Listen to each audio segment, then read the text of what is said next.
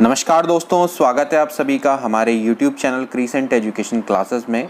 मैं हूं जयंत नेगी। सबसे पहले मैं आप सभी का धन्यवाद करना चाहूँगा कि आपने हमें इतना प्यार, स्नेह और सपोर्ट दिया, जिसकी बदौलत आज हमारे चैनल में 10,000 से अधिक अभ्यर्थी जुड़ गए हैं। तो आप सभी का बहुत बहुत धन्यवाद। आशा करते हैं साथ ऐसे ही भविष्य में बना रहेगा।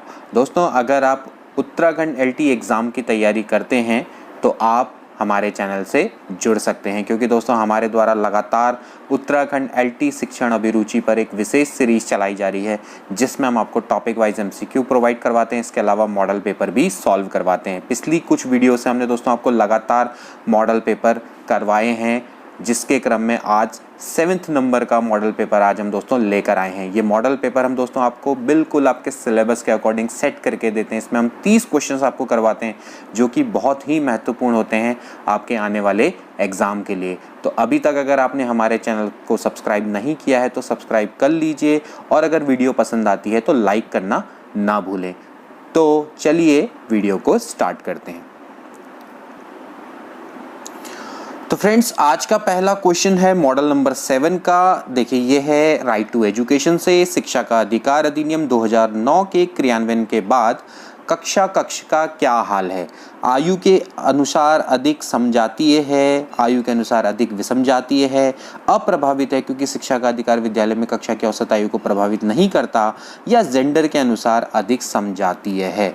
तो इसका राइट आंसर क्या होना चाहिए दोस्तों? इसका राइट आंसर है आयु के अनुसार अधिक समजातीय है। आयु का मतलब एज के अकॉर्डिंग अधिक होमोजीनियस है। ठीक है। शिक्षा का अधिकार अधिनियम 2009 6 से 14 वर्ष के बच्चों के लिए निःशुल्क एवं अनिवार्य शिक्षा का प्रावधान करता है, कक्षा 1 से लेकर 8 तक। ठीक है।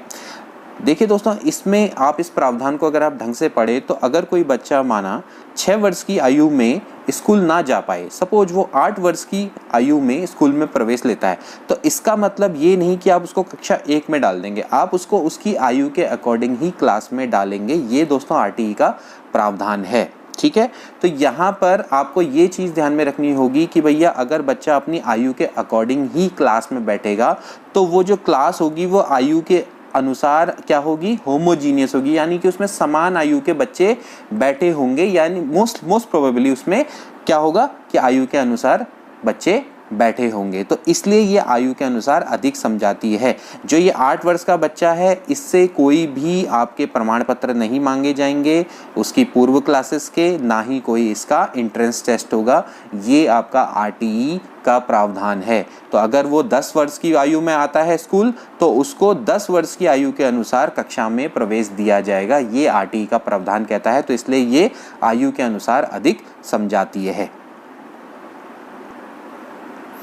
इसके बाद नेक्स्ट क्वेश्चन अंतरपरक अनुदेशन है, यानी कि इंटरैक्टिव इंस्ट्रक्शन। क्या होता है ये?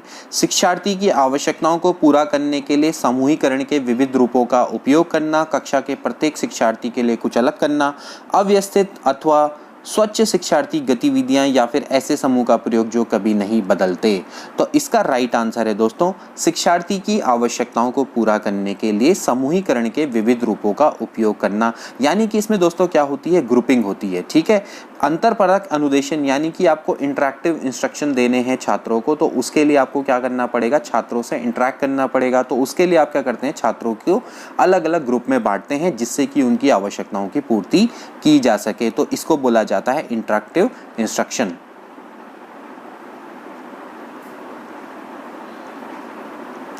इसके बाद नेक्स्ट क्वेश्चन देखिए दोस्तों, निम्न में से कौन सा चरण शोध को क्रियात्मक अनुसंधान बनाता है? इसमें से ऐसा कौन सा स्टेप है जो कि रिसर्च को आपका एक्शन रिसर्च बनाता है? ठीक है। एक्शन रिसर्च के बारे में मैंने आपको बहुत अच्छे से बताया है। अगर आपने मेरी वो वीडियोस नहीं देखी है तो प्लीज़ उसको देख लीजिएगा, आपको बहुत ज़्यादा फ़ायदा मिलने वाला है। दोस्तों, जो हमारे पहले के पाठक हैं, या हम कह सकते हैं जो हमारे दर्शक हैं, जो हमारी वीडियोस को बहुत समय से फॉलो करते हुए आ रहे हैं, उनके लिए ये क्वेश्चन दोस्तों बहुत ही ईजी है, क्योंकि उन्होंने हमारी सारी वीडियोस को फॉलो किया है और उनको हमने एक से बढ़कर एक क्वेश्चंस बताए, तो उनके लिए ये क्वेश्चंस बहुत इजी हैं। तो इसका राइट आंसर क्या होना चाहिए? उपकल्पनाओं का निर्माण, प्रोग्राम का क्रियान्वयन एवं अंतिम मूल्यांकन, सामान्यीकरण, शोध कल्पना का अपरिवर्तित या कठोर होना। तो दोस्तों इसका राइट आंसर है उपकल्पनाओं का निर्माण। हाइपोथेसिस का जब आप दोस्तों निर्माण करते हैं, ये आपके किसी भी रिसर्च को एक्शन रिसर्च बनाता है। यहाँ पर हम उपकल्पनाओं का निर्माण करते हैं और ये दोस्तों आपकी अपरिवर्तित, कठोर ना होके आपकी लचीली होती हैं, ठीक है, यानी कि फ्लेक्सिबल होती हैं, यानी कि इसमें हम थोड़ा बहुत चेंजेस भी ला सकते हैं। तो यही जो आपका स्टेप है वो किसी भी रिसर्च को एक्शन रिसर्च में कन्वर्ट कर देता है। इसके बाद दोस्तों अगला क्वेश्चन है जो कि मापन एवं मूल्यांकन से रिलेटेड है। आकलन यानी कि असेसमेंट क्या चीज है? बच्चों में प्रतियोगितात्मक भावना को सक्रिय रूप से बढ़ा देता है, ठीक। सीखने को सुनिश्चित करने के लिए तनाव व दबाव को कम उत्पन्न करता है। सीखने में सुधार का एक तरीका है। बच्चों को लेबल करने और वर्गीकृत करने की अच्छी रणनीति है। तो दोस्तों इसका राइट आंसर क्या है? देखिए, मैं आपको पहले आकलन के बारे में बताऊं। आकलन क्या है दोस्तों? आपकी सूचना को संकलन करना, उन पे विचार विमर्श करना, ठीक है। और एक तरीके से हम कह सकते हैं कि विद्यार्थियों को बिना अंक और ग्रेड प्रदान किए मूल्यांकन करने की एक विधि है, ठीक है। तो बच्चों का आप अच्छे से असेसमेंट कर सकते हैं बिना उनको अंक और ग्रेड प्रदान किए। तो ये दोस्तों एक सीखने की प्रक्रिया का भाग है। तो इससे होता क्या है भाई? सीखने में सुधार होता है। तो ये आपका क्या है? सीखने में सुधार का एक तरीका है। आकलन असेसमेंट में आप क्या करते हैं? सूचनाओं को एकत्रित करते हैं, उनका विश्लेषण करते हैं, उस पर विचार विमर्श करते हैं। बच्चों को आप अंक और ग्रेडिंग ना देकर उनका असेसमेंट आप ऑलरेडी कर देते हैं, यानी कि हम उनका क्या कर लेते हैं? मूल्यांकन, इवैल्यूएशन कर लेते हैं, ठीक है ना। तो आकलन से होगा क्या कि बच्चे का आप क्या कर लेंगे ऑलरेडी, यानी कि उसको ग्रेडिंग और अंक देने की जब तक बारी आएगी तब तक आप उसके सीखने में सुधार कर लेंगे। तो that is called assessment. Assessment मूल्यांकन का एक संक्षिप्त रूप है, ये भी आप इसको मान सकते हैं। इसके बाद अगला क्वेश्चन NCF यानी कि नेशनल करिकुलम फ्रेमवर्क 2005 से क्वेश्चन है। राष्ट्रीय पाठ्यचर्या 2005 का फ्रेमवर्क के अनुसार बाल केंद्रित शिक्षा शास्त्र में शिक्षा को किस प्रकार नियोजित करने की आवश्यकता है, ठीक है। आप शिक्षा की किस तरह से प्लानिंग करेंगे? आप बच्चों की अभिरुचि के अनुरूप करेंगे, आर्थिक स्तर के अनुरूप करेंगे, सामाजिक स्तर के अनुरूप करेंगे या फिर शारीरिक स्तर के अनुरूप करेंगे?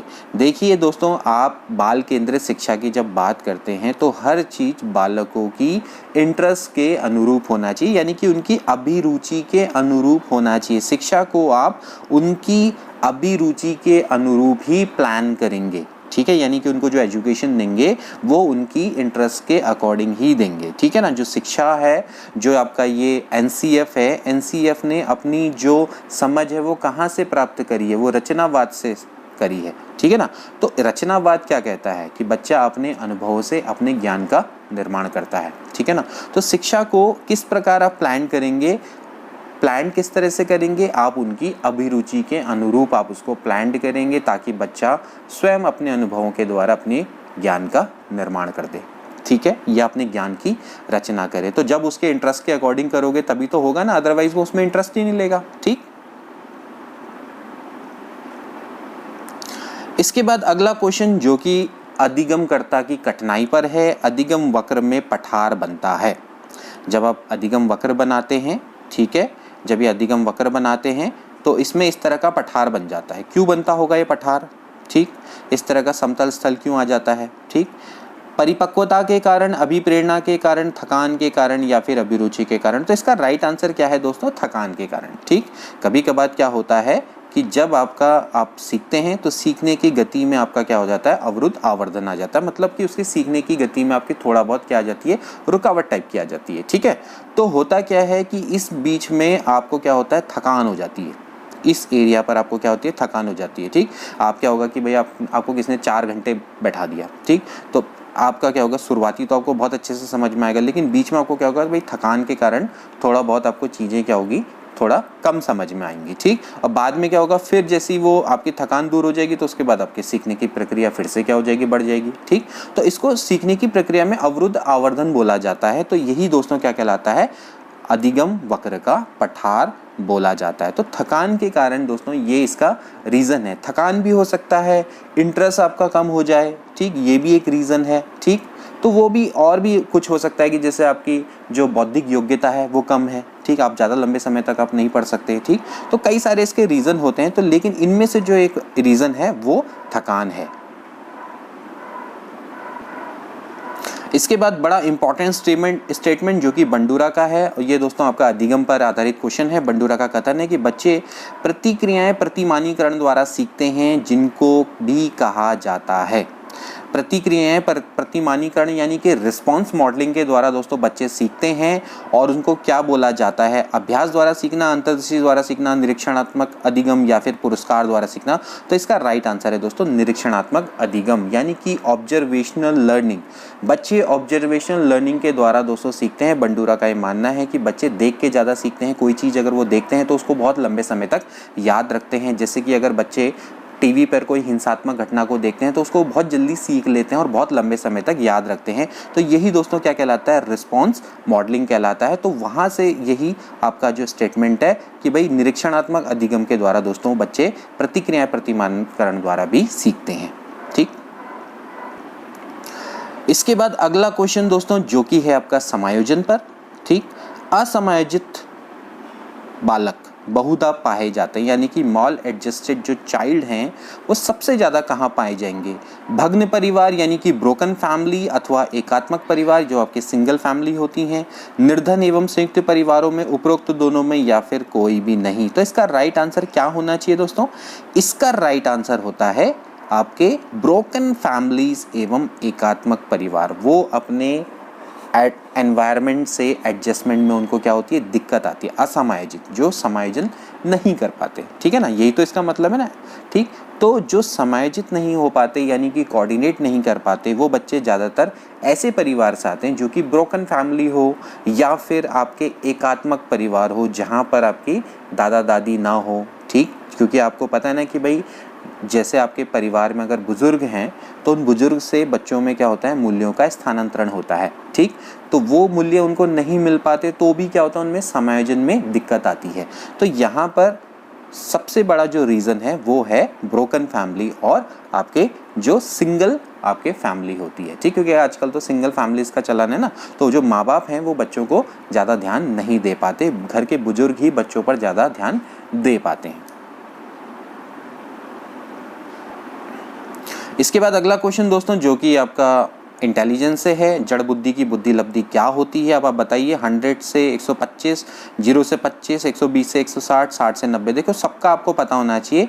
जड़ बुद्धि का होता है 0 से लेकर 25, ठीक। आपको ये सब पता होना चाहिए भाई सामान्य बुद्धि की बुद्धि लब्धि कितनी होती है, प्रतिभाशाली की कितनी होती है, औसत की कितनी होती है, ठीक है, और आपकी मंद बुद्धि की कितनी होती है। ये सब मैंने आपको टेबल बताई है, आप उसको ध्यान से रखिएगा। ऐसे क्वेश्चन भी दोस्तों आ रहे हैं, और क्योंकि लेवल बहुत तेज़ी से बढ़ रहा है तो इस तरह के क्वेश्चन भी आएंगे देखना एग्जाम में।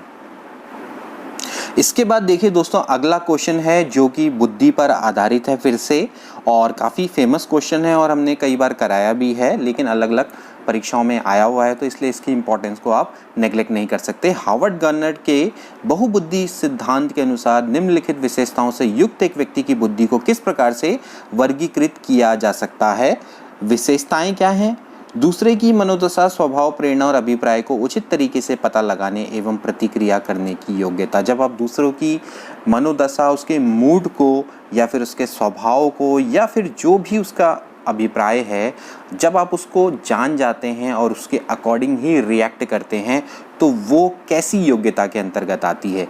प्रकृतिवादी, अंतःवैयक्तिक या अंतर्वैयक्तिक, हिंदी में छप गया, वैसे इसका नाम होना चाहिए था अंतःवैयक्तिक, ठीक है, अंतर्वैयक्तिक या फिर नैदानिक। तो इसका राइट आंसर क्या होना चाहिए दोस्तों? ये होना चाहिए अंतर्वैयक्तिक, यानी कि इंटरपर्सनल, ठीक है ना, इंटरपर्सनल। अंतरावैयक्तिक का अगर वह देखा जाए तो इंट्रापर्सनल हुआ, ठीक है ना, इंट्रापर्सनल का मतलब हुआ अंतःवैयक्तिक, ठीक है। अंतःव्यक्ति का मतलब है कि जब आप अपने बारे में जानते हैं अच्छे से, यानी कि अपनी मनोदशा, स्वभाव, प्रेरणा के बारे में, ठीक। लेकिन जब आप दोस्तों दूसरे के स्वभाव, मनोदशा को जानकर उसके अकॉर्डिंग रिएक्ट करते हैं, अगर आपको लगता है कि कोई आदमी गुस्से में है तो आपको इस समय पर थोड़ा सा शांत बिहेव करना चाहिए। अगर आपको पता है कोई व्यक्ति अगर आपका इस समय पर थोड़ा डिप्रेस में है तो आप उसके अकॉर्डिंग बिहेव करते हैं, तो वो योग्यता आपकी क्या कहलाती है दोस्तों? वो कहलाती है अंतर्वैयक्तिक बुद्धि, यानी कि इंटरपर्सनल आपकी इंटेलिजेंस। ठीक है, हावर्ड गार्डनर ने 7 टाइप्स की आपकी बुद्धि के बताई थी, बहुबुद्धि सिद्धांत बहुत इंपॉर्टेंट है, इसको आपने ध्यान में रखना है। ठीक है, इसके बाद नेक्स्ट क्वेश्चन देखिए दोस्तों, जो कि पर्सनालिटी पर है। आलपोर्ट तथा आइजैक ने अपने व्यक्तित्व की परिभाषा में व्यक्तित्व के किन गुणों पर सर्वाधिक बल डाला है?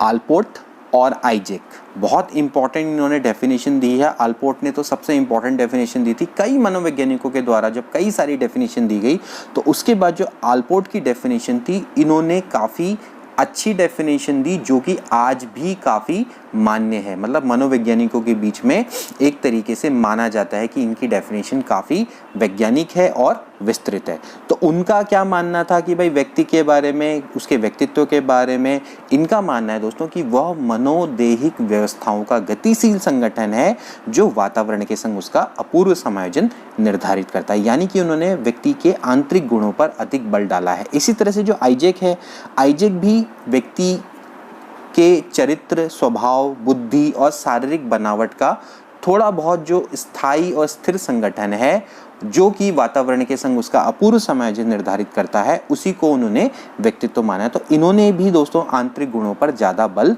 दिया है। तो दोनों ने अपनी डेफिनेशन में व्यक्तित्व के भीतरी गुणों पर ज़्यादा बल दिया है। ठीक है ना, जबकि पहले क्या होता था? पहले व्यक्तित्व को क्या माना जाता था? आपका बाहरी वेशभूषा या दिखावे के आधार पर परिभाषित किया जाता था कि जो व्यक्ति बाहर से जितना अच्छा दिखने का होगा, भड़कीला टाइप का होगा, उसका व्यक्तित्व उतना ही अच्छा माना जाता था। ठीक है ना, तो इसीलिए जो पर्सनालिटी जो ये शब्द है, ये आपका लैटिन के पर्सोना से बना है। ठीक है ना, पर्सोना का मतलब क्या होता है? नकाब। ठीक, तो पहले व्यक्तित्व पे के बाह्य गुणों पर ज़्यादा बल दिया जाता था, फिर इन्होंने आंतरिक गुणों पर ज़्यादा अधिक बल दिया। इसके बाद नेक्स्ट क्वेश्चन दोस्तों, व्यक्तिक विभिन्नता यानी कि इंडिविजुअल डिफरेंसेस सीखने वाला व्यक्तिक विभिन्नता को दर्शाता है, इसलिए एक अध्यापक को होना चाहिए सख्त अनुशासन करने वाला, सीखने की एक समान रफ्तार बनाकर रखना, सीखने के लिए अलग अलग तरह के अनुभव प्रदान करना या फिर अधिक से अधिक जांच करना। जब आपको दोस्तों पता है कि आपके पास अलग अलग सीखने की शैली के बच्चे हैं जिनकी सीखने की जो गति है वो अलग अलग है, इंडिविजुअल डिफरेंसेस हैं। ठीक है, तो आपको क्या करना पड़ेगा? उनके अकॉर्डिंग ही दोस्तों आपको कई सारी अधिगम परिस्थितियों को पैदा करना पड़ेगा जिससे कि हर बच्चे को सीखने के अवसर मिल सके। ठीक है ना, तो आपको अलग अलग तरीके सीखने के अनुभव प्रदान करने चाहिए जिससे कि हर बच्चा आपका कक्षा में लाभान्वित हो सके। ठीक है, आप एक ही तरह की स्टाइल में टीचिंग करते रहेंगे तो उससे कुछ ही बच्चों को लाभ मिलेगा, सभी बच्चों को लाभ नहीं मिल पाएगा। तो इसलिए आपको ज़्यादा से ज़्यादा अधिगम परिस्थितियाँ या फिर सीखने के अनुभव को पैदा करने चाहिए जिससे कि बच्चों को लाभ मिल सके। इसके बाद नेक्स्ट क्वेश्चन दोस्तों, जो कि आपका मोटिवेशन से रिलेटेड है। अभिप्रेरणा के मूल प्रवृत्ति सिद्धांत के प्रतिपादक कौन थे? मैस्लो, मैकडूगल, विलियम जेम्स या सिम्पसन? बहुत सिंपल सा क्वेश्चन है, कौन थे? मैकडूगल। इन्होंने दोस्तों क्या बताई थी? 14 मूल प्रवृत्तियां बताई थी और मूल प्रवृत्तियों का सीधा संबंध इन्होंने किससे बताया था दोस्तों? संवेग से बताया था। ठीक है ना, जो आपके संवेग होते हैं, संवेग पर जो व्यवहार होता है उनको ही क्या बोला था? इन्होंने मूल प्रवृत्ति बोला था। काफ़ी इंपॉर्टेंट ये टॉपिक है, इसके बारे में भी हमने डिस्कस किया अपनी पुरानी वीडियोस में, आप चाहें तो उनको देख सकते हैं। इसके बाद नेक्स्ट क्वेश्चन दोस्तों, जो कि आपका फिर से अभिप्रेरणा पर आधारित है लेकिन दोस्तों सीखने पर भी इसको कह सकते हैं। मिक्स टाइप के क्वेश्चन होते हैं। बालकों में सीखने की प्रेरणा को किस प्रकार से उपयोगी माना जाता है, किस रूप में उपयोगी माना जाता है? बालक की व्यक्तित्वता का आदर करना, यानी कि आप उसकी इंडिविजुअलिटी का आप रिस्पेक्ट करें। ठीक, उसके बाद पुरस्कार एवं दंड, प्रशंसा एवं भर्त्सना, ठीक, या फिर उपरोक्त सभी। तो इसका राइट आंसर क्या है दोस्तों? कि आप उनमें सीखने के लिए, मोटिवेशन को जगाने के लिए इन सब का आपको उपयोग करना पड़ेगा। ठीक है ना, बच्चों में सीखने की प्रेरणा को किस रूप में उपयोगी माना जाता है? सभी। आप उनकी व्यक्तित्वता का आदर करें, उसको पुरस्कार और दंड दें समय समय पर, और इसके अलावा प्रशंसा और भर्त्सना। ठीक, प्रशंसा भी इम्पॉर्टेंट है, साथ में आलोचना भी इम्पॉर्टेंट है, दोनों ही इम्पॉर्टेंट होती है सीखने के लिए। इसके बाद नेक्स्ट क्वेश्चन शिक्षार्थियों का आत्मनियमन यानी कि सेल्फ रेगुलेशन की ओर संकेत करता है। क्या होता है सेल्फ रेगुलेशन? विद्यार्थियों के व्यवहार के लिए विनियम करना, या विद्यार्थी निकाय द्वारा बनाए गए नियम विनियम, स्व अनुशासन और नियंत्रण यानी कि सेल्फ डिसिप्लिन एंड कंट्रोल, या फिर अपने सीखने का स्वयं पर्यवेक्षण करने की योग्यता। तो काफ़ी अच्छा क्वेश्चन है और टिपिकल टाइप का क्वेश्चन भी है। आत्मनियमन यानी कि सेल्फ रेगुलेशन का मतलब क्या है? ये है दोस्तों कि अपने सीखने का स्वयं पर्यवेक्षण करने की योग्यता, कि आप कितना सीख रहे हैं तो उसका आप स्वयं ऑब्जर्वेशन करें, तो उसकी अगर आपकी योग्यता है तो उसको बोला जाता है सेल्फ रेगुलेशन। सेल्फ रेगुलेशन को आप स्व अनुशासन और नियंत्रण तक ही सीमित ना रखें, इसके अंदर वो आएगा, क्योंकि एक बच्चा है अगर अपने सीखने का स्वयं पर्यवेक्षण करने की योग्यता रखता है तो वो सेल्फ डिसिप्लिन भी होगा और सेल्फ कंट्रोल में भी रहेगा। लेकिन अगर उसका ब्रॉड अगर आप मीनिंग देखेंगे तो वो सेल्फ रेगुलेशन का मतलब यही कि आप अपने सीखने का स्वयं पर्यवेक्षण करें और जो आपने सीखा है उसका आप, हम कह सकते हैं, ऑब्जर्वेशन करते रहें, उसको मॉनिटर करते रहें, तो उसकी अगर आपके अंदर योग्यता है वो कहलाती है सेल्फ रेगुलेशन। इसके बारे में मैं आपको थोड़ा सा कुछ और भी बताऊं, जैसे कि आप समझते होंगे कि भाई जो रेगुलेटरी बॉडी होती हैं, जैसे कि रेगुलेशन की बात हम करते हैं ना, तो कई बार क्या होता है कि हम इस चीज़ को समझ नहीं पाते हैं कि हम रेगुलेशन को बार बार हम डिसिप्लिन से जोड़ देते हैं। लेकिन आपको समझ में आना चाहिए कि रेगुलेटरी बॉडी अलग चीज़ है जो कि कोऑर्डिनेशन बैठाती है साथ में। जैसे कि आपको पता होगा कि बैंक है, बैंक को कौन रेगुलेट करता है? वो करता है सेबी, ठीक है, सॉरी, बैंक को कौन रेगुलेट करता है? आरबीआई, ठीक है, रिजर्व बैंक ऑफ इंडिया। इसी तरह से जो मार्केट है उसको रेगुलेट करता है सेबी, ठीक। इसी तरह से अगर आपकी जैसे इंश्योरेंस कंपनी है तो उनको एडा रेगुलेट करता है। तो ये एक्चुअली क्या है? ये सारी की सारी रेगुलेटरी बॉडी हैं। तो ये दोस्तों क्या करती हैं? एक तरीके से इनको क्या करती हैं? रेगुलेट करती हैं सारी बॉडीज़ को, ठीक है ना, यानी कि इनका क्या करती हैं? पर्यवेक्षण करती हैं, ठीक। तो ये इन पर कोई नियम नहीं थोपेंगी, लेकिन साथ नियम तो बनाएंगी, लेकिन साथ ही बताएंगी कि नियमों को कैसे फॉलो किया जाए, एक तरीके से इनके संग कोऑर्डिनेट भी करेंगी, ठीक है। ये आपको समझ में आना चाहिए कि रेगुलेट करने का मतलब क्या होता है, यानी कि नियमन करने का क्या मतलब होता है, ठीक है।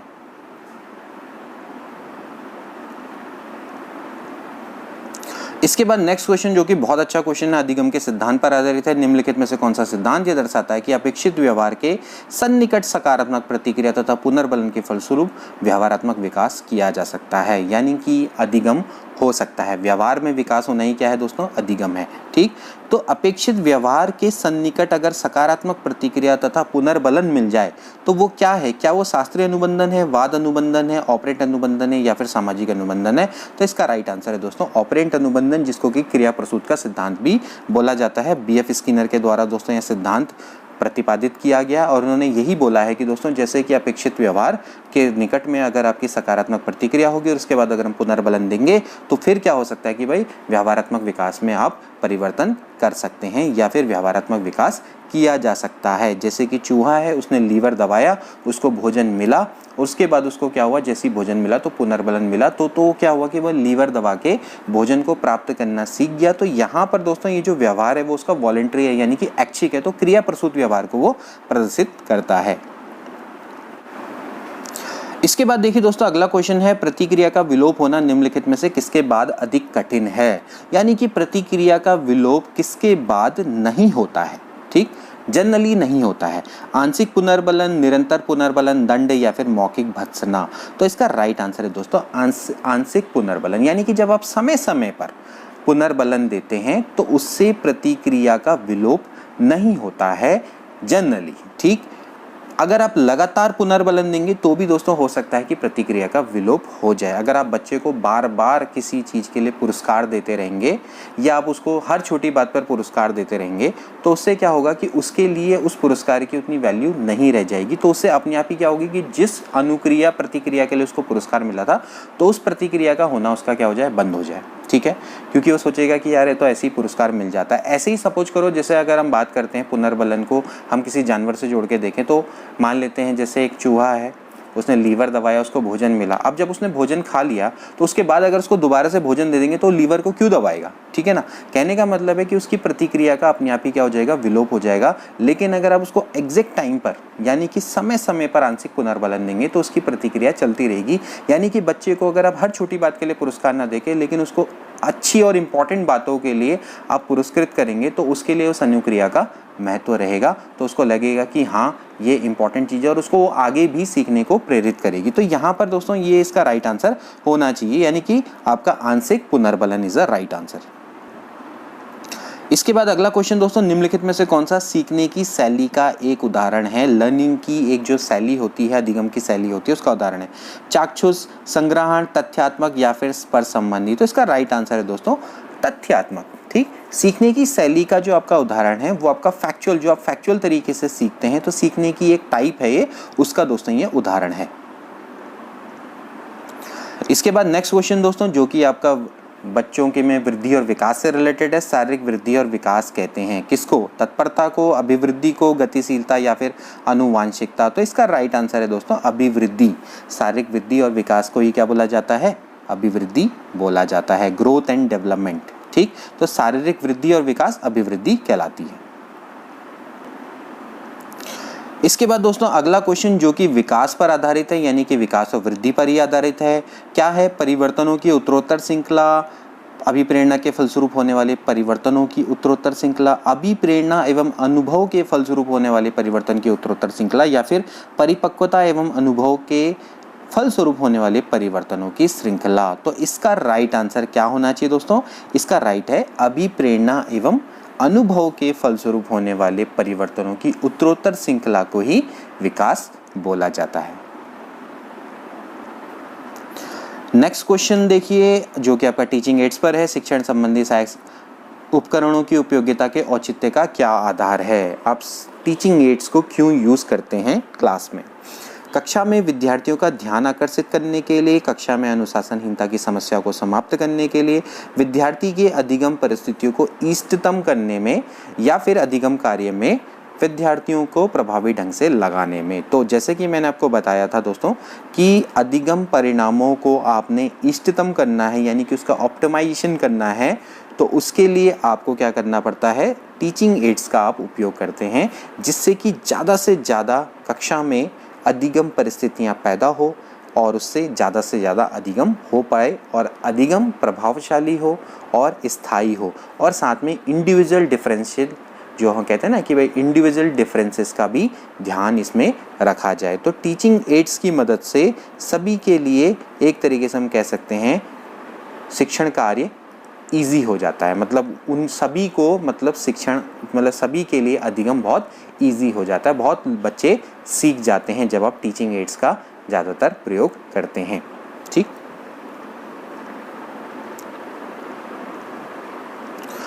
इसके बाद अगला क्वेश्चन है जो कि फिर से टीचिंग एड्स पर है। निम्न में से कौन सा प्रक्षेपित साधन का स्रोत है, यानी कि जिसको आप प्रोजेक्शन के लिए यूज़ करते हैं।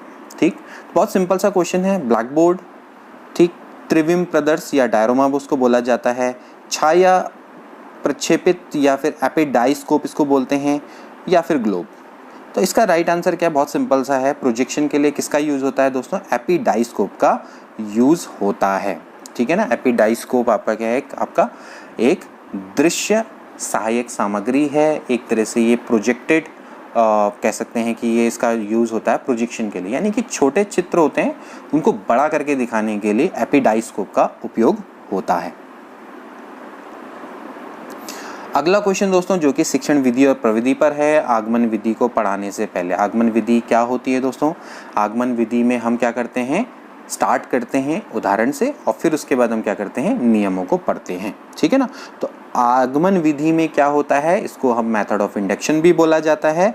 आगमन विधि में सबसे पहले आपके उदाहरण दिए जाते हैं और फिर उसके आधार पर नियम बनाए जाते हैं। काफ़ी ये इंपॉर्टेंट डेफिनेशन है, इसको आपने ध्यान में रखना है। निगमन विधि यानी कि मेथड ऑफ डिडक्शन, उसमें पहले आपको एक नियम बता दिया जाएगा और फिर उसके बाद आपको क्या होंगे, उस पर बेस्ड उदाहरण कराए जाएंगे। ठीक है, या फिर उस नियमों के आधार पर आपको क्वेश्चन सॉल्व करवाए जाएंगे, फिर आपको उदाहरण मिलेंगे। तो उदाहरण से नियम की ओर जब आप बढ़ते हैं तो वो आगमन विधि कहलाती है।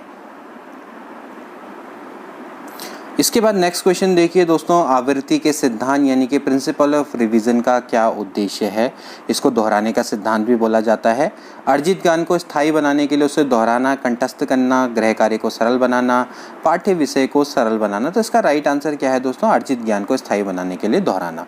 जो भी पाठ छात्रों को अगर पढ़ाया जाए उसे छात्रों को अवश्य दोहराया जाना चाहिए, क्योंकि इससे क्या होता है कि अगर आप उसको दोहराएंगे नहीं तो पाठ को जल्दी भूल जाएंगे।